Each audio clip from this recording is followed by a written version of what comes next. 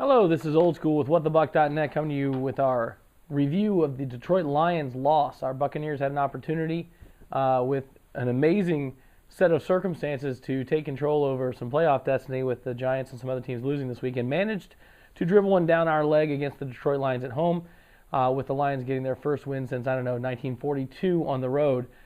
No surprises. Right, this game was one of those games that shouldn't have surprised anybody. The front four of the Detroit Lions, I said in my preview video that I know some people took exception to, that the Lions were better than their record showed. And I know that sounds like a cop-out from a team who's afraid they're going to lose a game that they should win when the team that they're facing has only got 3 wins.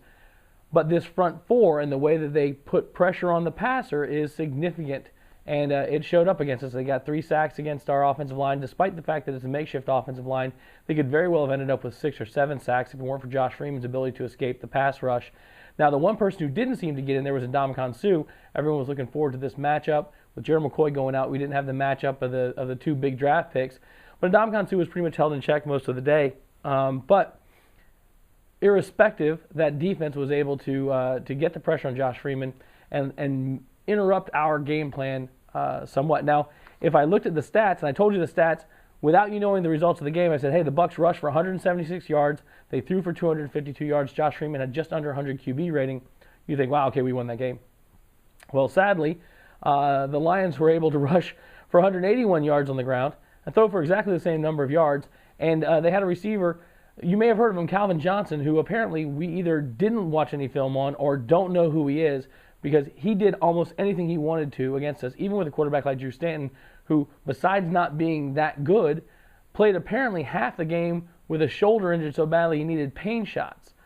Right? So this was one of those games. It's the first time this year that I've been this depressed statistically, and I know stats are for losers. Coach Morse will tell you.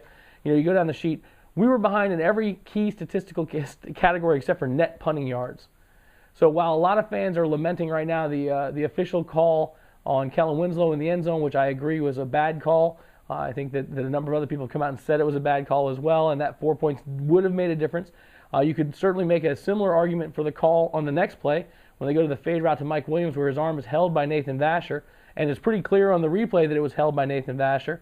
It was an opportunity. I thought it was a good play call, which was rare on this day, by Greg Olsen. He gave a chance to the officials to make up for the call that they had just blown. Not only do you give your playmakers a chance to make the play, but you give the officials a chance to go, yeah, we kind of screwed the pooch on the Kellen Winslow one. If there's contact, we can give this call. They get first and goal, and sort of the universe is made right. It helped that there actually was interference and it wasn't called. But those things notwithstanding, when you're theoretically fighting for a shot at the playoffs and you're a playoff caliber team, you are supposed to win these games at home. And we didn't do it. You get LeGarrette Blount, 15 touches. He gets 110 yards. And yet when it's the most critical time, you bring Cadillac Williams in. And I don't have a problem with Cadillac Williams. I like Cadillac Williams. I always have. And he didn't have a bad game. He had 7 for 35 yards, a 5.4 yard average.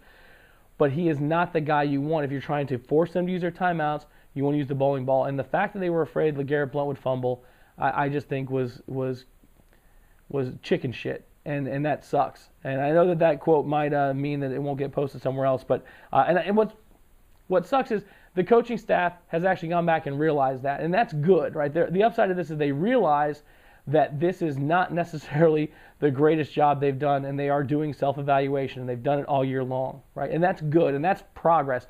But as a fan, when you're that close, it's just absolutely devastating to see them go away from what's been working all day long and then fall apart at the end. And then the defense just completely collapsed. Detroit was running down the middle on us, walked right down the field to go and tie the game, and then in overtime they walked right down the field and got the win. So, there's not much to say. We said we needed to run the ball. I was looking for 20 by 140. We exceeded that. But again, if you got 15 for $110 out of LeGarrette Blount, I don't know why he's not seeing the ball more often. Josh Freeman had another amazing game. As a fan, you've got to be excited about the things that Josh is doing with the football, not just making the reads, escaping the rush, running when it makes sense, making incredible throws. The kid's a hell of a leader. He really is. And as a fan, even though we're not numerically out of the playoff race, you've got to be excited for the youth that we see on this team at all the skill positions. And you're starting to see all of them start to come together. We had to protect Josh. We didn't do a very good job of that. Even though Ndamukong Suh didn't get in there, we definitely did give up some pressures.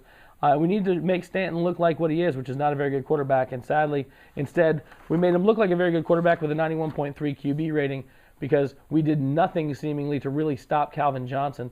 We wouldn't commit to running any sort of man because I don't think we had anyone physically imposing enough to do that. I think Myron Lewis is as close as we got, and being a rookie, I don't think the coaching staff was willing to do that. We didn't roll coverage to his side. Grande Barber came out and pointed out, it was a bad plan, and when we did have a good plan, we didn't execute on it. That's pretty well said by the veteran. And a lot of people are pointing to the zone blitzes where we had Styles White underneath with a linebacker over the top and bracket coverage, and that failed pretty much every time we ran it. So it sucks to look at this opportunity against a team who we realistically should have beaten. Should we have put them out by 20 points? No, they're a much better team than the record showed.